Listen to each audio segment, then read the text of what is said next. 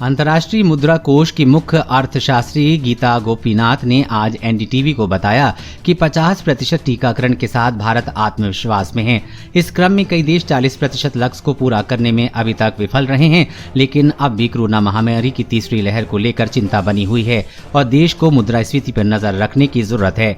उन्होंने एनडीटीवी से कहा कि इस साल के अंत तक हर देश की 40% आबादी का टीकाकरण करने का लक्ष्य था और बहुत से देशों ने इसे हासिल नहीं किया है। ये चिंता का विषय है, इस पर ध्यान देने की जरूरत है।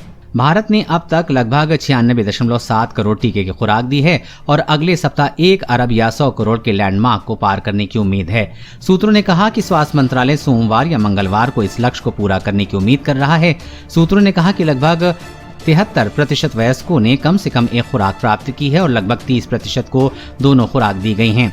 गोपीनाथ ने कहा है कि इतनी बड़ी आबादी के साथ आपने पहले से ही अपना 50% टीका लगाया है, जो आपको आत्मविश्वास देता है, लेकिन तीसरी लहर आने का जोखिम बना हुआ है। इससे पहले गोपीनाथ ने कहा था कि एक अच्छी टीकाकरण दर भी अर्थव्यवस्था के लिए सहायक है। अमेरिका का जिक्र करते हुए उन्होंने कहा कि अमेरिका में वैक्सीन को लेकर हिचकिचाहट है और इसका अर्थव्यवस्था पर स्पिन ऑफ प्रभाव पड़ रहा है। भारत महामारी के चलते वित्तीय बाजार के संबंध में कई चुनौतियों का सामना कर रहा है। भारत को मुद्रास्फीति पर ध्यान देने की आवश्यकता है।